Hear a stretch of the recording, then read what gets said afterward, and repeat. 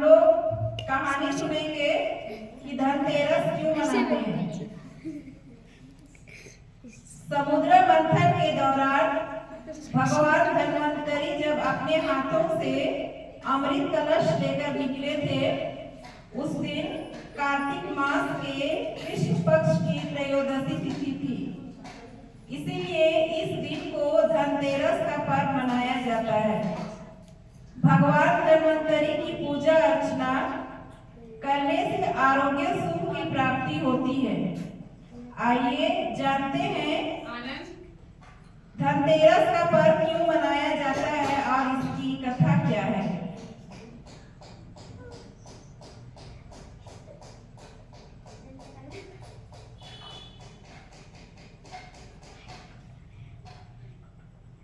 कार्तिक मास के कृष्ण पक्ष की त्रयोदशी तिथि को धनतेरस का पर्व मनाया जाता है। इस बार यह तिथि 29 अक्टूबर को है। शास्त्रों के अनुसार इस तिथि को समुद्र मंथन के समय भगवान धन्वंतरी अमृत कलश लेकर प्रकट हुए थे। इस वजह से इस तिथि को धनतेरस या धन त्रयोदशी तिथि के नाम से जाना जाता है। भगवान धन्वंतरी के अलावा इस दिन माता लक्ष्मी, धन के देवता कुबेर और मृत्यु के देवता यमराज की भी पूजा की जाती है। इस दिन दीपावली का पर्व शुरू हो जाता है और इस दिन सोना चांदी या नए बर्तन खरीदना बहुत शुभ माना जाता है। आइए जानते हैं धनतेरस क्यों मनाया जाता है। चिकित्सा विज्ञान का किया था प्रसार। भारतीय संस्कृति में स्वास्थ्य को ही सबसे बड़ा धन माना गया है और इस दिन को राष्ट्रीय आयुर्वेद दिवस के रूप में भी मनाया जाता है। मान्यता है कि भगवान धन्वंतरी को भगवान विष्णु का अंश माना जाता है और इन्होंने इस संसार में चिकित्सा विज्ञान का प्रचार और प्रसार किया। इस दिन घर के द्वार पर 13 दीपक जलाए जाने की प्रथा है। धनतेरस 2 शब्दों से मिलकर बना है, पहला धन और दूसरा तेरस, जिसका अर्थ होता है धन का 13 गुना। भगवान धन्वंतरी के प्रकट होने के कारण इस दिन को वैद्य समाज धन्वंतरी जयंती के रूप में मनाता है।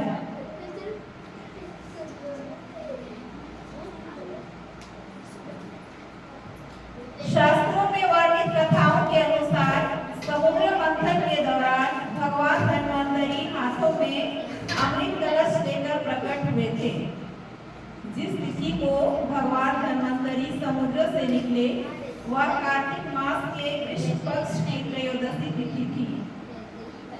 भगवान धन्वंतरी समुद्र से कलश लेकर प्रकट हुए थे, इसलिए इस अवसर पर बर्तन खरीदने की परंपरा चली आ रही है।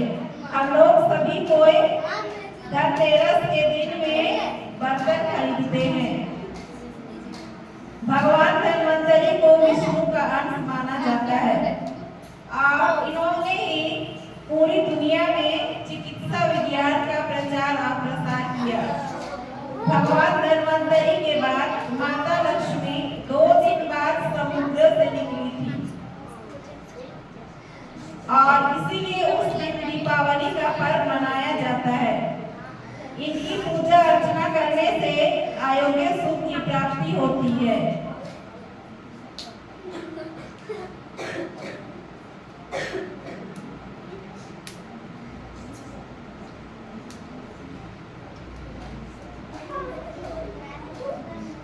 और एक कहानी है, ध्यान से सुनिएगा। एक बार मृत्यु के देवता यमराज, मृत्यु के देवता कौन है? यमराज ने यमदूतों से प्रश्न किया, क्या आप कभी मनुष्यों के प्राण लेते हैं तो तुमको कभी किसी पर दया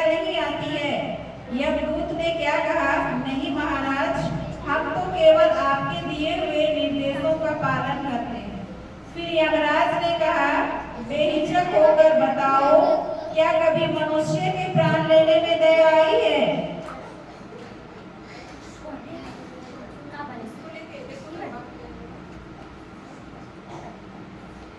फिर यमराज ने क्या कहा कि तुमको आदमी लोग का जान मारने में कभी दया नहीं आती है लेने में। तब एक यमदूत ने कहा, एक बार ऐसी घटना हुई है जिसको देखकर हृदय पसीज गया।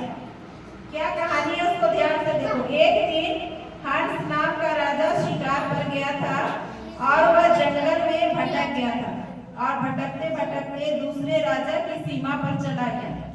वहाँ एक हेमा नाम का शासक था। उसने पड़ोस के राजा का आदर सत्कार किया और उसी दिन राजा की पत्नी ने एक पुत्र को भी जन्म दिया। तो ज्योतिष आचार्यों ने क्या भविष्यवाणी की थी कि इस बालक की विवाह के 4 दिन बाद ही मृत्यु हो जाएगी। तब राजा ने आदेश दिया कि इस बालक को यमुना तट पर एक गुफा में ब्रह्मचारी के रूप में रखा जाए। ब्रह्मचारी मतलब इसको शादी नहीं करना है, लड़कियों से दूर रखना है और स्त्रियों की परीक्षाएं भी वहां तक नहीं पहुंचनी चाहिए। लेकिन विधि के विधान को कुछ और ही मंजूर था। संयोगवश राजा हंस की पुत्री यमुना तट पर चली जाती है और राजा के पुत्र को देख लेती है और दोनों ने गंधर्व विवाह कर लिया।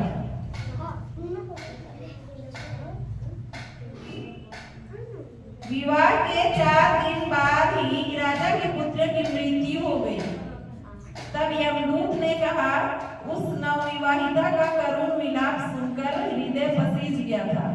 सारी बातें सुनकर यमराज ने कहा, क्या करें, यह तो विधि का विधान है और मर्यादा में रहते हुए यह काम करना पड़ेगा। यमराज ने उपाय बताया।